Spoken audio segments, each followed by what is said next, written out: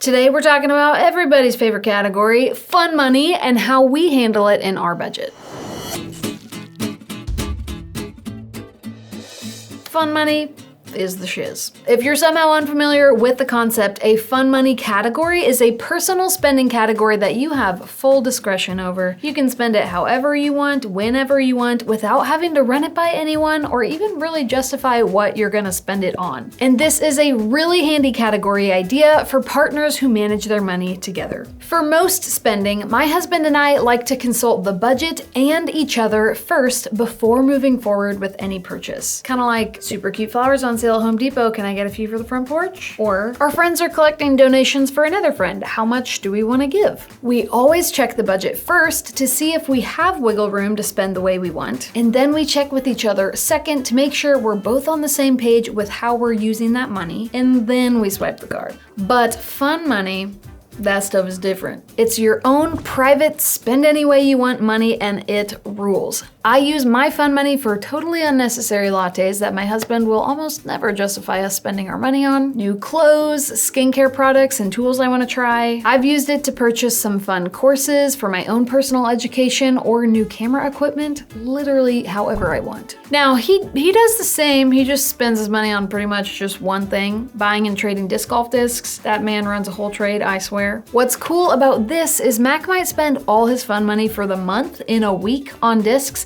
but then he makes new income from selling old discs that runs right back into his fun money. We both know that as long as we're staying within the budget, we can spend it however we want. And y'all, the amount of disc-sized packages delivered to our house in a week is kind of unbelievable, and something I would never want to spend my money on, but he totally stays within his fun money limits, so I know I never need to worry about us overspending our money on discs. It is all funded by his fun money. And on that note, fun money gives the rest of our budget even more security, knowing we can pursue and spend on what we love and know that we're never taking away from the important things, like the mortgage or food or bills. So I mean, yeah, it's just a win-win for everyone and everything. But someone recently asked me how Mac and I actually manage our fun money, and it's a good question, so I thought I'd share. In our budget, we've created two category groups, Mac's fun money and Han's fun money. Within that group, the first category in each is titled the same. And these top categories serve as the holding category for our fun money.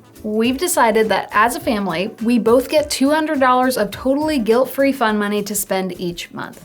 Now, that may be totally minuscule to some of you or may sound like insanely too much to others, but that's what we've decided keeps us both happy, satisfied, and actually sticking to the rest of our budget. Trust me, we've tried smaller amounts and it did not go well.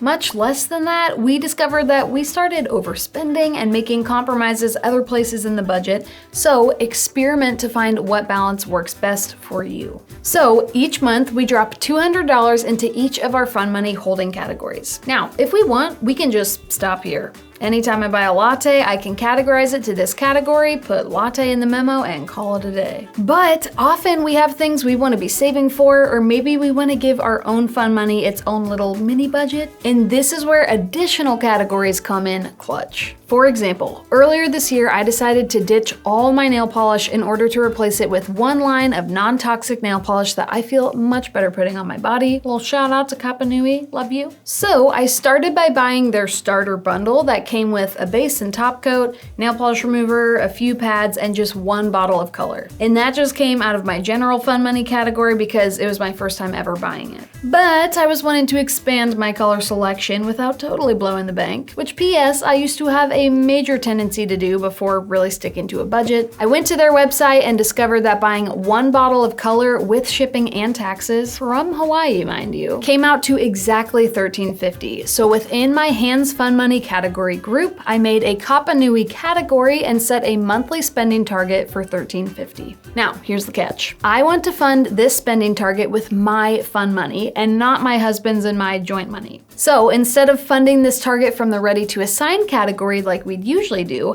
I'm gonna move money from my main fun money category and into my Kappa Nui category. On the mobile app, just swipe a category from left to right to start moving money, type in the amount you want to move, double check that the money flow is going in the right direction, and move that bus, type Pennington.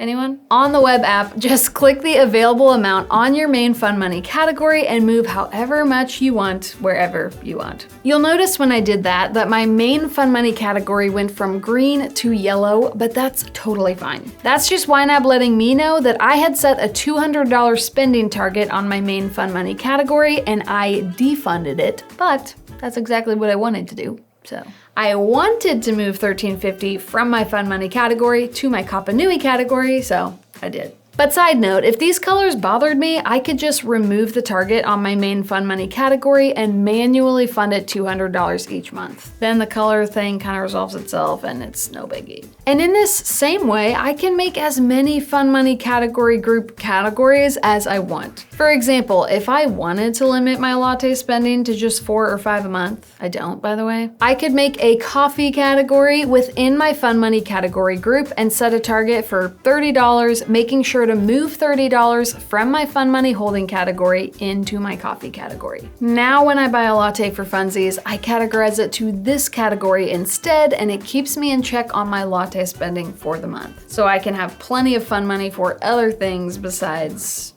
milk.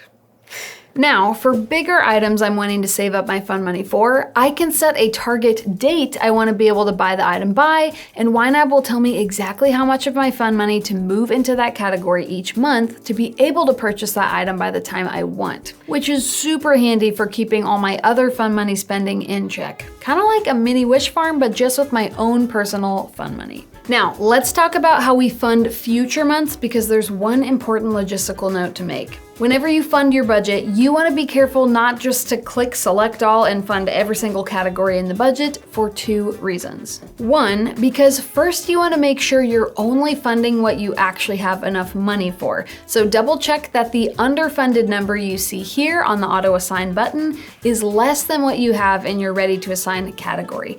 Otherwise, you could end up assigning more dollars than you actually literally have, and that's obviously a problem. And 2, because if I just select it all, even if I had enough money to fund all these categories, I would end up funding my main $200 fun money category and also using our joint ready to assign money to fund all of my littler fun money savings categories as well, which are supposed to be funded by my fun money and not our joint ready to assign money. I can do this by making sure my main fun money holding categories are selected and all other fun money categories are deselected. Now we can click underfunded from our auto assign buttons, see that we each have $200 in both of our main fun money holding categories, and go on to move this money around however we want in our category group.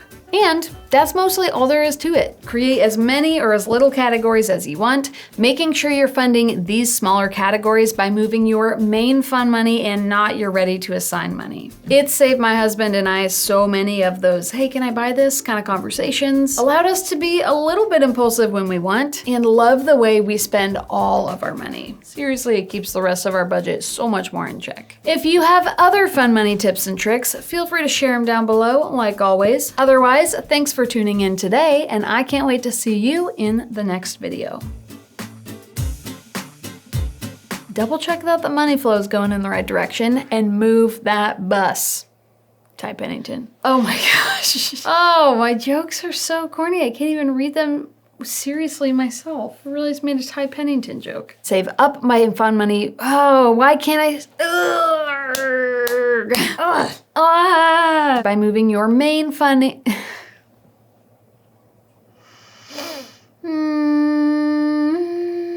It's fine. Okay.